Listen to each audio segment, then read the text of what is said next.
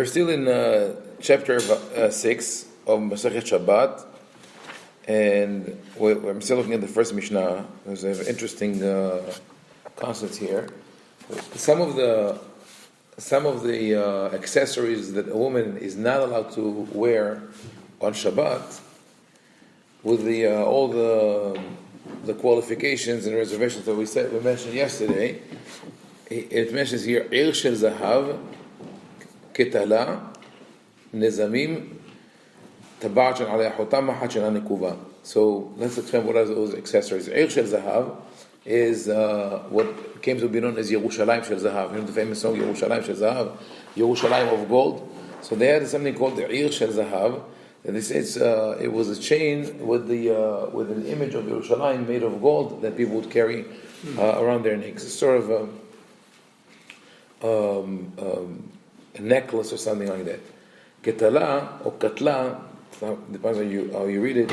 It comes from the word in Hebrew. Katal is to kill, and also in Arabic katal. So Qatl in Maghrabi, right? Right. So what is it? Katal. Rabbi Ovadia Batanoa says. תכשיט שנתון בצוואר בדוחק והאישה חונקת עצמה בו כדי שתיראה בעלת בשר. It's a piece of jewelry that goes around the neck, and women used to choke themselves with it.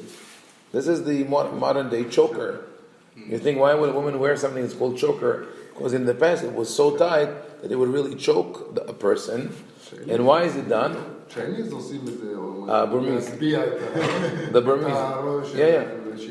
In Burma, not the Chinese. Yeah. In Burma, the Burmese, yeah. כדי שתיראה בעלת בשר. But they do it in order to look healthier or fatter. Yes, a fatter person, because that was considered beauty. ובערבי, מחנקה. Chanka is from the word literally to choke. And so just I'll add to that, because it's interesting, like the connection in Hebrew, in Mishna it says, Livyat hen letzavarecha, v'anakim legargerotecha. The word of the Torah should be Livyat hen, to add grace to your chest or neck, and anakim, anak legargerotecha, for the throat. So this anak and hanak are come from the same root, because ayn and het are both guttural letters, so they can be exchanged in Hebrew. So just to note the Hebrew, that the meaning of the word anak is for tzavar. I think that in Arabic also we say ank, right? L'ank is right. Buy my wife a choke, one in each color, the Hanukkah. Oh, this is good, because it's Hanukkah and Hanak, but this is with the kaf and the kuf. Okay, so now the interesting thing about that is that it will be a problem with the way the Mishnah, the Talmud Bavli, explains the reason for not carrying the accessories to Shuta Rabin. Remember that there are different opinions of why she's not allowed to carry them. Some say because it is some sort of burden. Others say that we're afraid that she will take it off and will show it to a friend, and maybe will carry it 4 feet within the public property. I said that probably this goes to the ancient halacha, where they were more strict and they tried to limit everything, but here they didn't find a specific reason. Now, if we say that it's because of the fear that she will take it off, that doesn't apply to this kind of jewelry, because the whole point of women to put it is to change their appearance. So when they remove it, they defy the purpose of that piece of jewelry.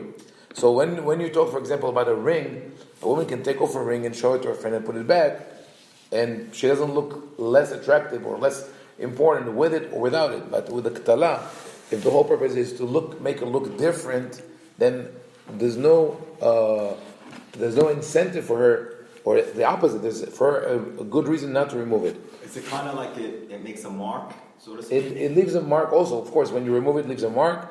And also what she wanted to show herself as being, being, I'm saying fatter, heavier. I don't know what would be the word. No, but we know that the ideal more attractive. She's trying to make herself more attractive. The ideal of the beauty ideal was different. Even 2 or 3 generations ago, people, the more the heavier you were, you considered healthier, Yes, and the skinny person was sick. was Right. yeah. So if you were skinny, right. So anyway, that was about Ktala. Then we have another one called Nezamim. Nezamim, what are Nezamim? Rings.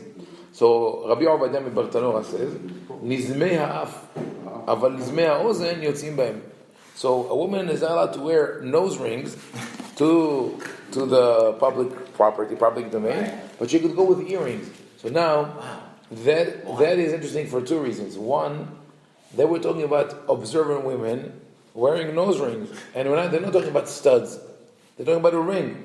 So it goes all the way back to the Tanakh, to the Torah, when Eved Avraham met Rivka, he gave her Nezem Alapa, he gave her and it's a big ring, like the pirate's ring that is saying from the nose. That was considered part of the part of the regular wardrobe or jewelry. If an Orthodox woman would put it on today, right, they would kick her out of the community, saying that she's off the path. She's not religious enough. Also, if we talk about Nezamim as nose rings, in Parashat Matot, when Bnei Israel speaks about the war of the Bnei Israel against Midian, the people bring back the loot, and the soldiers tell Moshe, we decided to give all that jewelry to you, including our nose rings. So men also used to wear them. Now, men and women, yes. Now, the other interesting thing is with the same concept of, are you going to remove that and show it to your friends? So the commentators say that she could wear earrings, but not nose rings, because she's going to remove one and not the other. But it actually should be the opposite. Earrings are easier to remove and put back than nose rings. So, just saying that with this whole interpretation of the fear of the woman taking the jewel or the accessory out and walking with it in the public property is problematic. Then the next Mishnah moves to talk about men. It says this: "Lo yetze ha'ish besandal mesumar velo beyachid bizman she'en bereglo maka." One cannot, on Shabbat, of course, not go into the public domain with a sandal that has nails in it. Sandala mesumar. I never heard that one before. Velo beyachid bizman she'en bereglo maka. And also, he cannot wear only one sandal, unless he has a wound. Remember that when we spoke about Birkot HaShachar, and the reason that the rabbis assigned the Baracha She'asali Kol Tzorki, he who provided me with everything I need, to the act of having shoes, and that's why we don't say the Baracha on Yom Kippur at Tisha B'Av when nobody wears shoes, is that shoes were luxury. There was an item that most people couldn't afford, and it remains until today sort of a status symbol. People invest in shoes, nice shoes. That shows how powerful you are, because the simple shoes don't show that. But back in the day, some people couldn't afford. Most people would walk barefoot. Wow. There's a very famous story about Abba Hilkiah, when the people went to ask for rain, and they asked him to pray. He walked with the two rabbis who called him, and his shoes or his sandals were on his shoulder. Only when he got to the water, he put his sandals and crossed the river. And they asked him, why did you do that? He said, I don't want my sandals to wear and tear. So I have to protect them. So as long as I walk on the field, I see what I step on. But I'm in the water, I can't see what I step on. So I have to put it's like the opposite of what we would have done, right? So because of that, there was a situation where someone who would have only one sandal, would still wear it, because it's good to have at least one leg protected. So the Gemara says you cannot do it on Shabbat because people might laugh at you, you'll take it off. But if yesh beraglo makah, if he has a wound or something that he needs to protect, he can put that sandal on because he's not going to remove it. Velo b'tfilin, says you can't wear tefillin to the public domain on Shabbat. The obvious question is, why would you wear tefillin, right? You don't wear tefillin on Shabbat. So there was an opinion in the time of the Talmud that you have to wear tefillin on Shabbat. But eventually it was overruled. They say even if you think that you should wear tefillin on Shabbat, not in the public property. I know it sounds strange because we're so nervous. If God forbid we lost one day of not putting on tefillin, it's the end of the world, right? But up until the 1500s, most Jews would wear tefillin also on Chol HaMoed Pesach, Chol HaMoed Sukkot. They would wear tefillin. It was only after the revelation of the Zohar and people followed some Kabbalistic teachings that they said that the Chol HaMoed Sukkot, Chol HaMoed Pesach have special qualities that clash with the qualities of tefillin, so you cannot put tefillin on Chol HaMoed Pesach, and they stopped wearing them. Meanwhile, some Ashkenazi communities, the Yakis, wear them on Chol HaMoed. So here you have a situation where we used to put tefillin on those days, and now we don't. So same thing here. They used to do it on Shabbat, now we don't. And one cannot wear a kamea, a talisman, like a parchment with prayers that protect a person or heal a person, unless it comes from a established person, that you know that his writings work. Sort of like take medicine that was approved by the FDA. ולא בשריון ולא בקסדה ולא במגפיים. ואם יצאנו חייב חטאת, and he cannot wear armor or a helmet. They talk about military gear, helmet or boots. And the boots that they talk about also are not leather boots, are metal boots that protect the. Usually they would wear soldiers armor boots.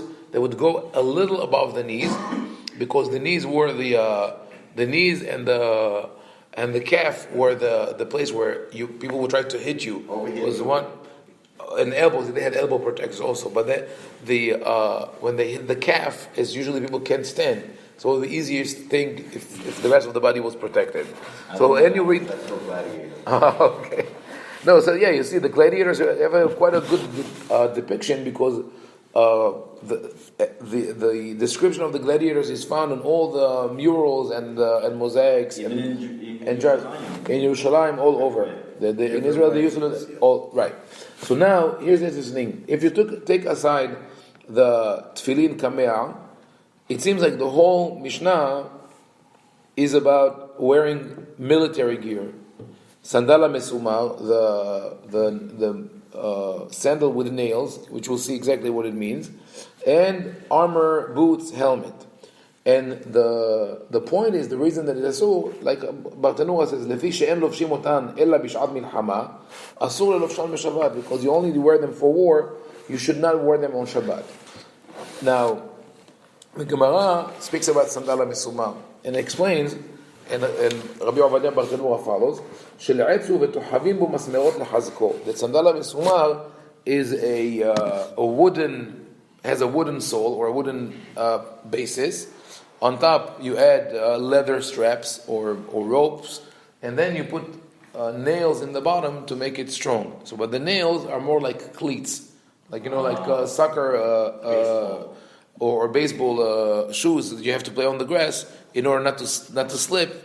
So the nails are not stuck from the bottom upwards, which we sometimes have in our. Thank God, it didn't happen. It didn't happen to me recently, but I remember maybe 30 years ago, you would have, after you wore your shoes a little bit, all of a sudden the nails come into your soul, right? Rabbi, I played baseball, and I tell you, to get a kick from that. Oh my God, it's painful. It goes into your leg and it stabs you. Right. So that's what they say, that if they have nails, not just cleats, but nails, which their heads go the other way, you don't slip, but if you hit someone, it's dangerous. So what's the reason? Why did they say it's asur? They say, משום מעשה שהיה בשעת שמד, שטמנו את עצמם במערה, ושמעו רעש על גבי המערה, וחשבו שהאויבים באים עליהם ותחקו את עצמם. They were hiding in a cave. There was Sha'at Hashmad. They referred to the war between the Greeks and the Maccabees, and they were hiding in a cave. They heard a noise from above the cave, and they thought they're being attacked, and in the stampede with those nailed sandals, people were killed. So the rabbi said that you cannot wear it on Shabbat. The Gemara asked the question: if that's the case, if that's the reason, you shouldn't wear them at all. If it's a dangerous item, don't wear it at all. They say only because the thing that happened on Shabbat, and Shabbat is a day where people usually gather together. That's why we forbid it. Something here is missing. The gathering back then was because they were hiding from their attackers. On Shabbat, the regular gathering is a synagogue. Something doesn't. So you should, if you're concerned about a big gathering and that something like that might happen, you should say also that what is called B'yom HaShuk, the market day, which they used to have on a Monday and a Thursday, the marketplace was open. People would come from the villages to the city, and the court would sit in session. So the rabbi should have said also on a shuk, on Yom HaShuk, on a market day, you cannot wear them. So something is missing here. So indeed, the Talmud Yerushalmi has a different explanation. It says this: מפני מה גזרו על סנדל המסומר, יש אומרים שהיו רואות את ראשו ומפילות, ויש אומרים שהיו שומעות קולו ומפילות, ויש אומרים שהיו נדחקים זה בזה והורגים זה. There are three explanations. Some say that women, if they would just see the edge of that sandal, they would miscarry. They would be so scared they would miscarry, or by just hearing the voice. So they explain differently that the Yerushalmi, that this sandal is not as I explained before. It's not about the nails that go through the leather to the bottom, but rather it's the tip of the sandal that had a blade. You know it from, I think, James Bond movies, right? Yes. You're thinking James Bond, right? That's what it comes out, right? You were thinking. So people used to have that. People used to walk around with that. So of course you have to be very careful. You don't, not on the line to the football game or something like that. An example? Did you ever see the movie Marathon Man? No. Dustin Hoffman, anybody? I know of the movie. He takes the knife out of his thing. Right. This came out of it. He was like right. It flips it out. Right. So people used to have it. It's part. And if you look actually in some armors, medieval armors, you see that the tips of the shoes, like it's metal boots, and it's sharp. So first of all, interesting thing is that you have a Mishnaic source. The Mishnah speaks about Sandala Mesumar. And about 100 to 200 years later, between the Talmud that was written in Eretz Israel and the Talmud that was written in Iraq, took completely different explanations of something that was, you would have thought, reality. And they don't know exactly how it looks. The other thing is that what probably happened about this whole thing, people being in the cave and they heard noises and all that, is not about people stabbing each other with their sandals. It doesn't make sense. And like I said before, the Mishnah, the framework of the Mishnah, the beginning and the end, is all about military gear. So it's more what the rabbis are trying to say: don't go to war on Shabbat. Don't on a regular basis. And that is an overturn of what happened in the time of the Maccabees. What happened then? Up until the time of the Maccabees, the general belief was that on Shabbat you don't do any work, even if it's in order to save someone's life. Remember we spoke about that. That belief remained in the sects that broke away from Judaism. The Tzeddukim, the Essenes, the Baitusim. They believed that no matter what happens on Shabbat, even if someone is about to die, you cannot save him. That's what God wanted. And that's how people believed also in mainstream. What happened was that during the war, the Greeks found out, like we read here about the cave, that the people were trapped in a cave, and the Greeks were attacking them, and they didn't fight back because they thought that you cannot fight back on Shabbat. And then the rabbis had to, at a certain point, reassess the situation and say that pikuach nefesh dohe Shabbat. If your life is in danger, it overrides Shabbat. You could fight back. That passed, and now comes the time of the Mishnah. The rabbis of the Mishnah look at what happened as a result of the war of the Maccabees. So the idea that you have to preserve life, that was accepted. That was a sort of an innovation that was accepted because it made sense. And the rabbis explained the logic for that was halel alav Shabbat achat b'shvil shishmor Shabbatot harbeh. when you save someone's life, you allow him to live longer and to be an observant Jew and to save other people. So, but I think when you're talking about the war, they were talking about preemptive. right. So now, but then the rabbis are looking at what happened as a result of the war of the Maccabees. They became, because of what happened then, they became pacifists. They said, we don't want war anymore.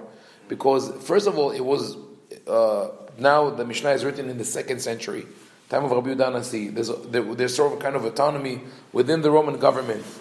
They tried to rebel against the Romans. In the year 70, destruction. 112, the diaspora rebellion crushed. 132 to 135, another rebellion, Bar Kokhba, Rabbi Akiva. People were killed, the community was decimated. And on top of all that, after the Maccabees were able to drive away the Greeks, or at least get a semi-autonomy, and inaugurate the temple, and restore the service, and sort of bring back the glory of the Torah, what happened? Within 60 years, they became just as bad as the Greek kings. Involved with idolatry, bringing the Greek culture in. They were Hellenizers. The rabbi said, we don't need any of that. So they said, the Shabbat, no, if you have to be protective, fine. But our wars today are not so important as for you to wear armor and military gear on Shabbat. With that, we'll conclude today. Mishna Bet. There are more interesting things in this chapter. We'll continue tomorrow. B'ezrat Hashem. Baruch.